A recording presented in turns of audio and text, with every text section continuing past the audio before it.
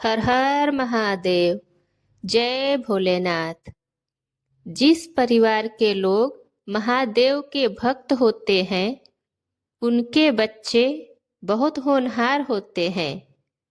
जिस घर में प्रतिदिन पूजा पाठ होता है, भक्ति होती है, ऐसे घर का वातावरण बहुत पवित्र होता है।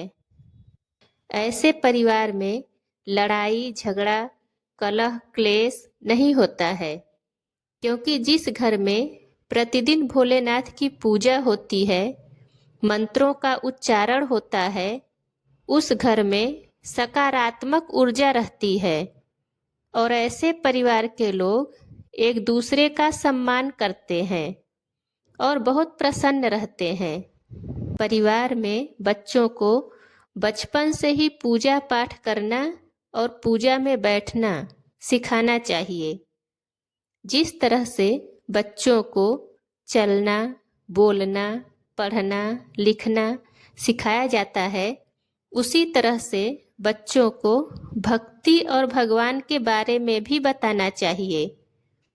जो चीज़ें बच्चों को बचपन में सिखाई जाती हैं, बच्चे पूरी जिंदगी उस चीज़ पर अमल करते हैं। बच्चों में संस्कार बचपन में ही डाले जाते हैं।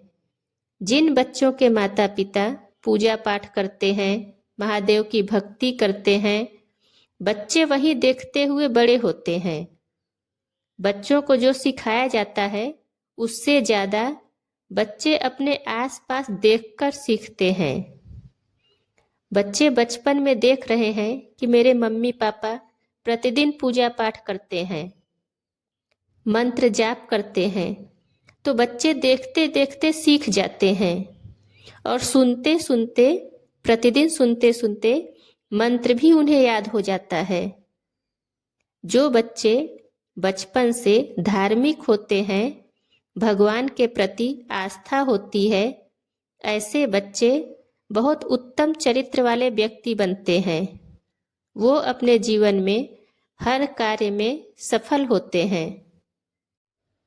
जो बच्चे बचपन से महादेव की पूजा करते हैं, वो अपने जीवन में कभी भी किसी भी समस्या से हताश नहीं होते, घबराते नहीं।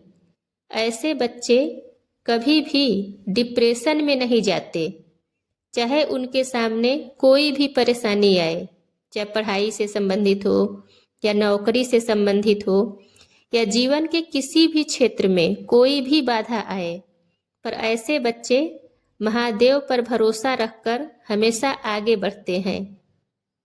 पूजा पाठ करने वाले बच्चे कभी भी किसी मानसिक बीमारी के शिकार नहीं होते हैं। आजकल सबके माता पिता परेशान रहते हैं कि मेरे बच्चे तो मेरी बात नहीं मानते, गलत रास्ते पर जा रहे हैं, नशा कर रहे हैं, गलत लोगों से दोस्ती कर रहे हैं, समय पर घर नहीं आ रहे हैं, बड़ों का सम्मान नहीं कर रहे हैं। ये सब क्यों हो रहा है? क्योंकि बच्चों को बचपन में सही परवरिश नहीं दिया गया। इसीलिए जैसे बचपन में बच्चों को सिखाया जाता है कि हाथ धुलकर खाना खाओ, सुबह स्नान करो, प्रतिदिन सुबह शाम पढ़ाई करो, उसी तरह प्रतिदिन के दिनचर्या में ये भी शामिल करिए कि सुबह स्नान के बाद तुम्हें भगवान भोलेनाथ के सामने जाकर प्रणाम करना है।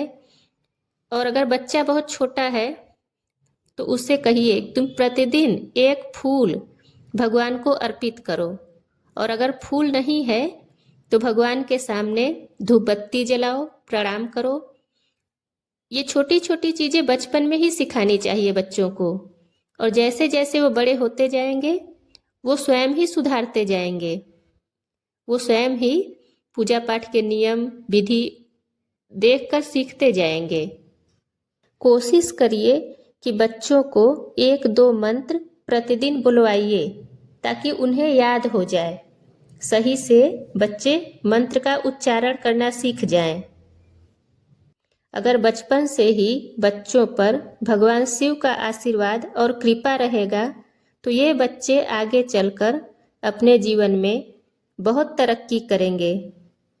और जिनके अंदर महादेव की भक्ति हो वो कभी भी गलत रास्ते पे नहीं जा सकते और ना ही तो कभी बुरे संगति में पड़ सकते हैं।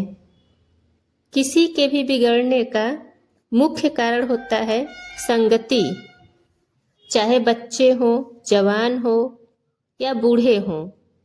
अगर गलत लोगों के साथ बैठेंगे तो उनका प्रभाव तो पड़ेगा ही। इसीलिए जीवन में सत्संग बहुत जरूरी है।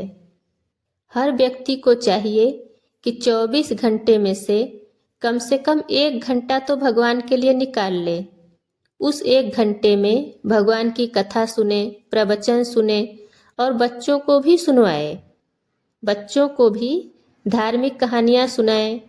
जैसे बहुत से माता पिता परेशान रहते हैं अपने बच्चों की तरक्की के लिए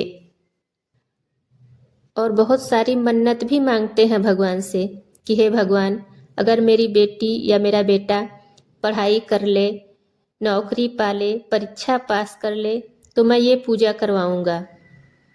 अच्छी बात है, माँ बाप की दुआ बच्चों को बहुत लगता है। माँ बाप के पूजा का फल भी बच्चों को मिलता है। लेकिन बच्चों को सिखाइए कि वो महादेव की भक्ति करें और उनसे अपने लिए प्रार्थना करें कि हे महादेव, मैं अपनी तरफ से पूरी मेहनत कर रहा हूँ, लेकिन आपकी कृपा के बगैर कुछ भी नहीं होगा। आप कृपा करेंगे तभी मैं सफलता को पाऊंगा। जिस तरह भगवान श्री कृष्ण सुदामा के बहुत गहरे मित्र थे।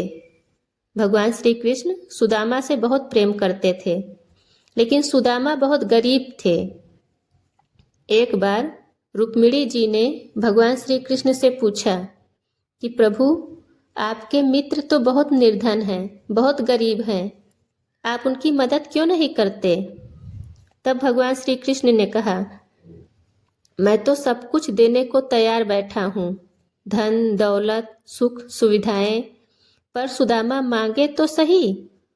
तो बच्चों को भी सिखाइए, इस संसार में देने वाले सिर्फ महादेव हैं।